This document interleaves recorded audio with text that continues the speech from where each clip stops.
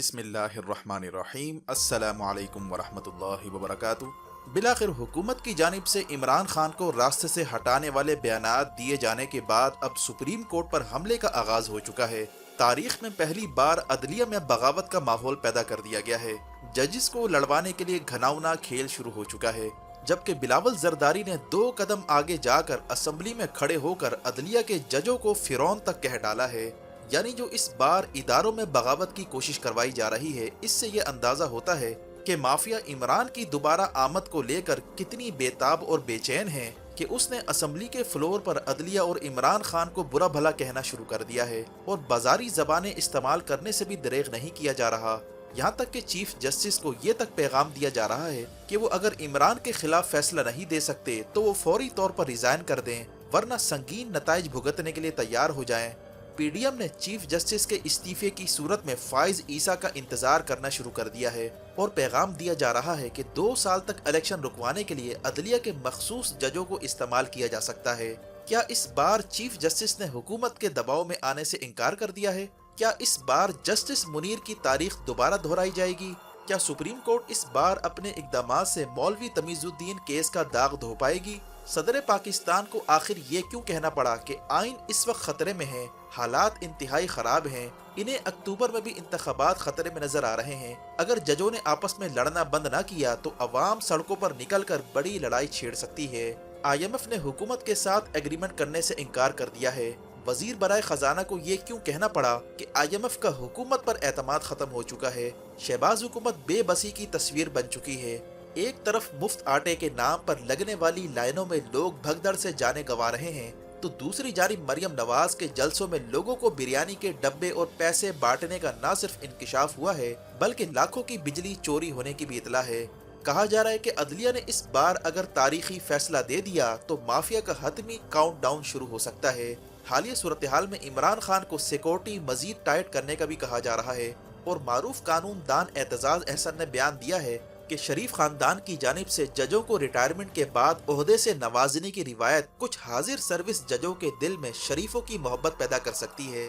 اس صورتحال میں retired general Bajwa نے بھی نواز شریف کو بچانے کے لیے مخصوص بیانات دینا شروع کر دیے ہیں تاکہ پاناما کیس کو کمزور کر کے نواز شریف کو کسی طرح بیل آؤٹ کیا جائے، اور اس سے پہلے چیف جسٹس پر ایک بڑا کلاڑا چلانے کی تیاری شروع ہو چکی ہے، جس کے تحت پارلیمنٹ میں متنازع ترین عدالتی اصلاحات بل لا کر مافیا نے چیف جسٹس کے اختیارات چھیننے کی قرارداد منظور کی، تاکہ کسی طرح الیکشن کے متعلق چیف جسٹس کے سو موٹو نوٹس کو ہی کل عدم قرار دیا جائے، اور یوں انتخابات کے دروازے 2 سال تک بند رکھنے کا راستہ ہموار کیا جا رہا ہے۔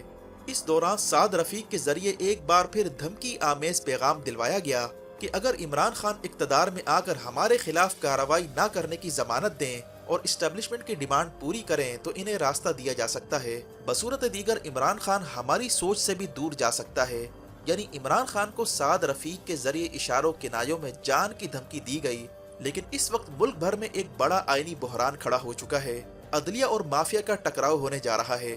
ماہرین کا کہنا ہے کہ اداروں نے واضح طور پر آئین شکنی کر ڈالی ہے، وقت ہاتھ سے نکلا جا رہا ہے۔ چیف جسٹس اگر آئین کو بچا سکتے ہیں تو بچا لیں، ورنہ اس ملک میں عوام ایک بڑی لڑائی کے لیے تیار ہے۔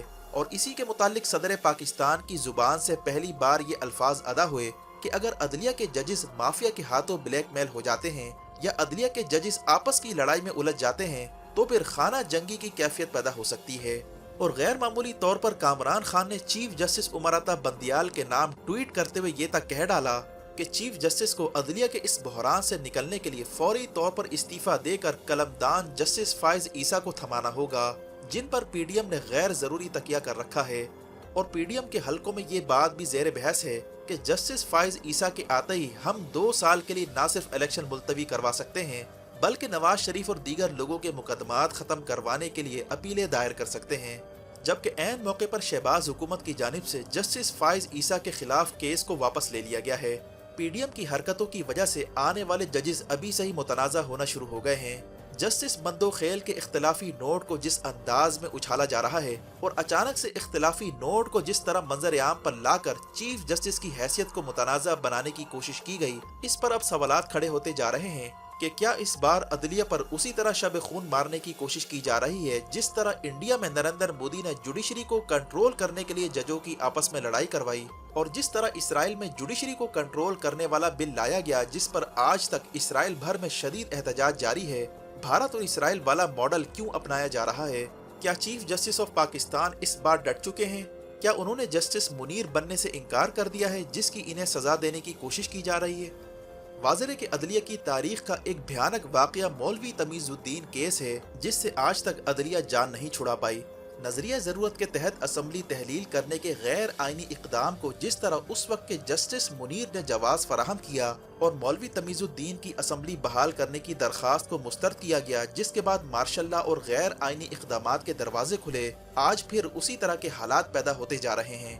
عدلیہ کے ججز کو جسٹس منیر بننے کا کہا جا رہا ہے تاکہ عمران خان کو مولوی تمیز الدین بنا کر اسے دیوار سے لگایا جا سکے، جبکہ عمران خان نے مینار پاکستان جلسہ کر کے اپنی حجت تمام کر دی ہے۔ وکلا تنظیموں نے بھی چیف جسٹس کو مافیا کے خلاف حمایت کا یقین دلا دیا ہے۔ عمران خان نے عدلیہ کو پیغام دیا ہے کہ اگر مافیا حملہ آور ہوتی ہے تو عوامی طاقت سے ان کا حملہ پسپا کیا جائے گا، جس کے لیے قوم پہلے ہی تیار ہے۔ یعنی اس وقت پاکستان کی تاریخ کا اہم موڑ آ چکا ہے، اور اس صورتحال میں خطے کے حالات بھی اہمیت اختیار کر گئے ہیں جس کے اثرات پاکستان پر پڑنے جا رہے ہیں۔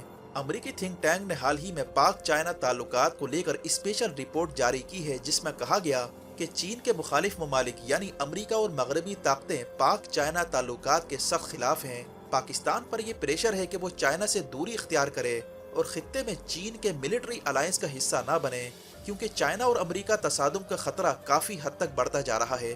حال ہی میں تائیوان کی صدر جو امریکہ کے دورے پر گئی ہیں اس نے کشیدگی میں اضافہ کر دیا ہے۔ چین نے دھمکی دی ہے کہ اگر امریکی حکام تائیوانی صدر سے ملاقات کرتے ہیں تو چائنا سخت جوابی اقدام کرے گا۔ چین نے گزشتہ دنوں ساؤتھ چائنا سی میں امریکی بحری جہاز کو بھگانے کا بھی دعویٰ کیا ہے۔ اس صورتحال میں چینی صدر نے جو روس کا حال ہی میں دورہ کیا ہے اس کے نتائج پر اب دنیا بھر کی نظریں لگ چکی ہیں۔ چینی صدر کے دورہ روس میں یہ معاہدہ کیا گیا کہ اب ڈالر کو خیر بات کہہ کر چینی کرنسی یوان میں تجارت کی جائے گی، اور ڈالر کے استعمال کو اب توانائی کے معاہدوں میں بھی ترک کرنے کا فیصلہ کیا گیا، جس پر سعودی عرب کو آن بورڈ لیا جا چکا ہے۔ سعودیہ نے بھی تاریخی قدم اٹھاتے ہوئے شنگھائی تعاون تنظیم میں شمولیت اختیار کر لی ہے، جس پر امریکہ اور مغرب میں تشویش پیدا ہو چکی ہے۔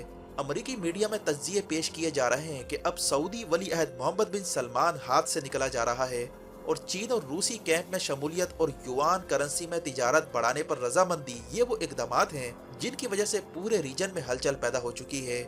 جبکہ چائنا نے حال ہی میں جو سعودیہ اور ایران کے مابین سفارتی تعلقات بحال کروائے، اس پر اسرائیل کے میڈیا پر نیتن یاہو کو کوسا جا رہا ہے کہ اس کی غلط پالیسیوں کی وجہ سے اب عرب ممالک ہاتھ سے نکل رہے ہیں، کیونکہ سعودیہ اور ایران چائنا کے ساتھ اکنامک الائنس کرنے جا رہے ہیں جو ریجن میں سیکورٹی ڈائنامکس بدل سکتا ہے۔ امریکی میڈیا میں پیٹرو ڈالر نظام کے خاتمے کی وارننگ بھی دی جا رہی ہے۔ ایسی صورتحال میں سعودی عرب کا شنگھائی تعاون تنظیم میں شامل ہونا یہ بتا رہا ہے کہ ریجن میں بہت کچھ بدلنے جا رہا ہے۔ حال ہی میں چینی صدر شی جن پنگ نے روسی صدر پیوٹن کے ساتھ الوداعی ملاقات میں اہم ترین بیان دیا تھا کہ اب ایسی تبدیلی دنیا بھر میں واقع ہونے جا رہی ہے جو گزشتہ 100 سال میں کسی نے نہیں دیکھی، اور یہ تبدیلی ہم مل کر لا رہے ہیں۔ یعنی روس اور چائنا 100 سال بعد ورلڈ آرڈر کو بدلنے کا اشارہ دے رہے ہیں۔ واضح ہے کہ دنیا بھر میں تقریباً بین الاقوامی معاہدوں کو 100 سال مکمل ہو رہے ہیں۔ اب دنیا نئے ورلڈ آرڈر کی تلاش میں ہے۔ ایسے میں پاکستان کو دانستہ اس بڑی تبدیلی سے دور رکھنے اور امریکی کیمپ میں بدستور شامل رہنے کی دوڑ تیز ہو چکی ہے، جس میں آئی ایم ایف کو ایک ٹول کے طور پر استعمال کیا جا رہا ہے۔ آئی ایم ایف جس کے متعلق وزیر برائے خزانہ عائشہ بخش نے بیان دیا ہے کہ آئی ایم ایف کا حکومت پر اعتماد ختم ہو چکا ہے، اور اب آئی ایم ایف کچھ اور ہی ڈیمانڈ کر رہا ہے، جس سے لگتا ہے کہ پاکستان پر اس وقت شدید دباؤ ہے۔ خاص طور پر موجودہ سیاسی عدم استحکام اور آئینی بحران کے بعد آئی ایم ایف نے حکومت سے بات تک کرنے سے انکار کر دیا ہے، جس کا مطلب ہے کہ اب سب کی نظریں عدلیہ پر مرکوز ہے کہ وہ اس بحرانی کیفیت سے ملک کو نکالنے کے لیے وہ کیا فیصلے کرتی ہے۔ ملک کو بین الاقوامی تبدیلیوں سے ہم آہنگ کرنے کے لیے ضروری ہے کہ فی الفور اندرونی بحران کو ختم کیا جائے، کیونکہ دنیا اس وقت جس طرف جاتی جا رہی ہے اس کے اثرات اب براہ راست پاکستان پر پڑنے جا رہے ہیں۔ ویڈیو دیکھنے کا شکریہ۔ ویڈیو پسند آنے پر لائک کر کے شیئر کیجئے اور کمنٹ سیکشن میں اپنے خیالات کا ضرور اظہار کیجئے۔ اپنا اور گرد و نواح کے لوگوں کا خیال رکھیں۔ فی امان اللہ۔